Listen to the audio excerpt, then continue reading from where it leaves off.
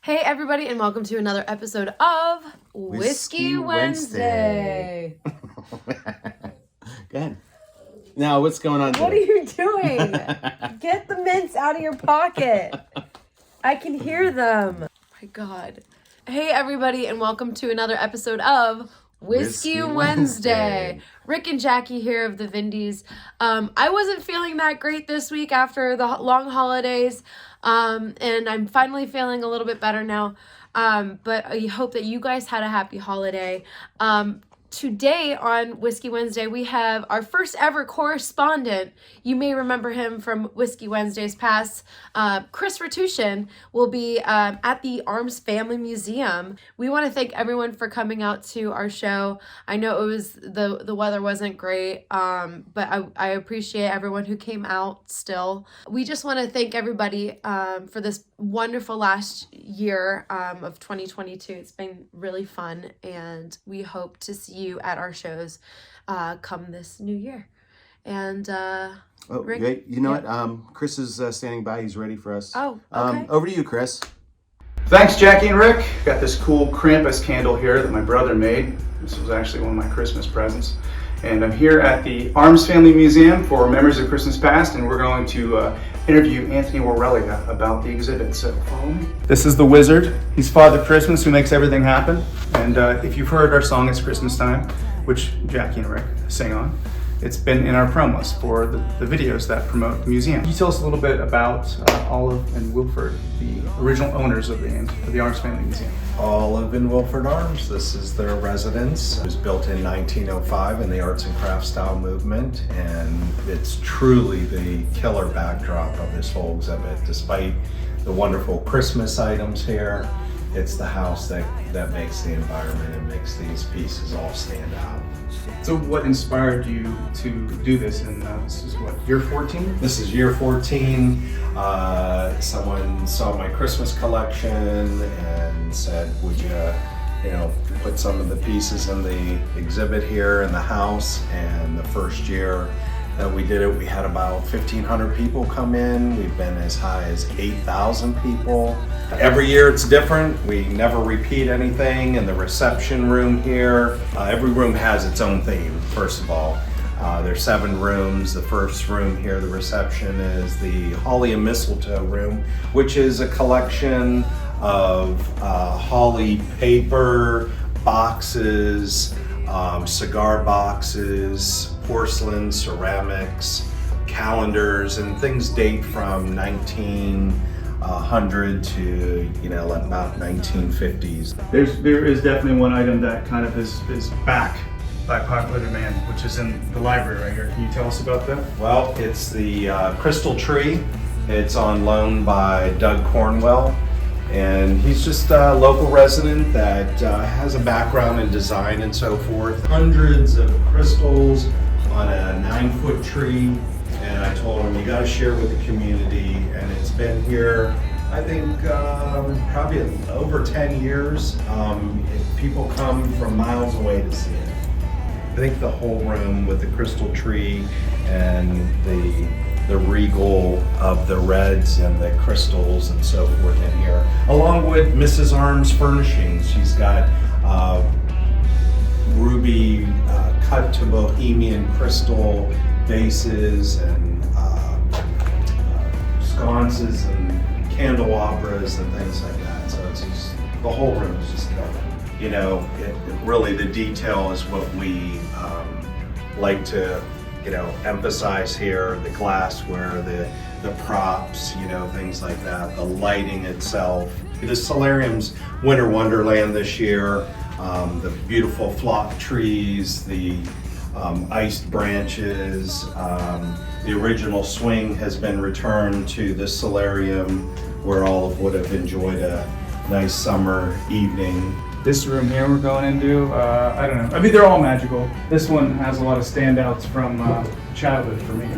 Yeah, this is the sitting room, and the sitting room is more of a mid-century, which would cover the 50s, 60s, and 70s. And again, we have another Christmas enthusiast here, Joe Dragovich, who put up a 9-foot tree here These are all pieces, Christmas pieces from his childhood, from his mother's collection. He travels all over and picks up a piece here and there. And this is called the Everything Tree. It's very unique. It's really cool. We got a little bit of new and old on it. And then the rest of the room, we have Light Brights. Everybody remembers Light Brights. We got our Magic TV here with the footage of McKelvey's and Strauss's and the parades downtown Youngstown. And that comes from the business, and now the Stewart Media Archives, yes. From So our own archives. This is Connie Jones on the other side of the camera. She's in charge of the archives, and she and I helped put together this little loop. So the mantelpiece is like grabbing everyone's attention too this year. It's a mechanical piece, it's electric.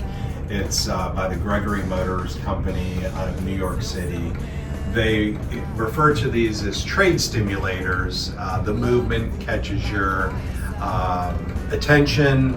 It would draw you into a department store, or if it was part of a department store, Santa Claus Lane or whatever, it would just engage the kids or really anyone at heart that loves Christmas. It's a really great and unique piece. Everything will, if you're from that period of the mid-century, these are things you grew up with, your parents, grandparents had, and it's, that's what really tugs at your heart. The peacock tree, can you tell me about that? Oh, the peacock tree's owned by Beth Knight. She actually raises peacocks on her farm out in Kinsman area, and this is her tree. It's absolutely spectacular. It's got all kinds of themed peacock ornaments on it, glass, ceramic, plastic. It's a great tree. It's been people have been very receptive to it this year, and it fits the whole dining room because if you look at the windows here that are original to the house, the stained glass windows, it's the tail feather of the peacock, and Which is one of Olive's favorites. which was Olive's favorite. She actually had a taxidermy peacock at the landing in the reception room, and we have one here in the dining room also. Her table's set for a nice dinner, Christmas Day dinner, with her fine glassware and sterling. The 2 pheasants on the table were sterling silver. Those were an anniversary gift from her husband Wilford to her on their 25th wedding anniversary. Well, the butler's pantry is, you meet the gingerbread fairy here, Pinky, with her cotton candy hair. How cool is that? That is very cool. But again, it's just a really fun room, a little bit in the mid-century with the Sunbeam mixer, the turquoise Sunbeam mixer, the Pyrex dishes, and then of course, Pinky here did all this beautiful gingerbread work. We have some actually vintage board games here and some books from about 1920, 1930, the game of the Gingerbread Boy, storybooks and so forth like that. So this is what you expect when you enter the museum. Normally, you would have entered back in the day from the front, but everybody here comes up through the parking lot. There's a paved walkway to get you into the main entrance. This is back here. So we are with the original kitchen, and it's now the modern day gift shop, but we sell vintage. It's all vintage, right? Yeah, 90% of what's here in the gift shop here is vintage and some collectible. There's some Goebels and some Hummels and so forth. A lot of these items are donated to us. So again, we're kind of selling a memory. We have Elf on the Shelf. We have, again, Goebel and Hummel collectibles. Just some figurines, and this year on the walls also is a really cool collection of gift bags from the downtown store, Strauss, McKelvey's, Betty Goodman, Lustig's, Hartzell's Rosenson. So when you come in here, you got to take a look at it's like its own little exhibit in itself. Absolutely. The downtown store bags. And we only have a few days left of the year, of the exhibit. Yes, we close on December 31st.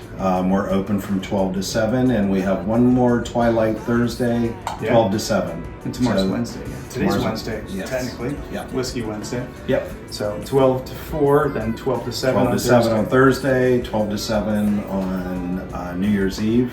You got to come at night. It's a lot more magical at night. I would It's, you know, especially the solarium and all the rooms. Basically, that you got a little bit of time left. I wish we could have included this in Whiskey Wednesday a little earlier in the season, but you know how it is around the holidays. Everything just tends to collide. So you can go to our website, www.mahoninghistory.org, for all your prices and extra info if you need it there.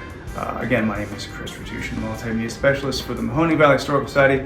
Thank you very much to Anthony Morelia, and thanks to Jackie and Rick, and back to you two. Thanks, Chris. That was good reporting. Thanks, Chris, for doing this Whiskey Wednesday for us. We'll see you at the Arms Family Museum now through December 31st. See you next time on Whiskey Wednesday.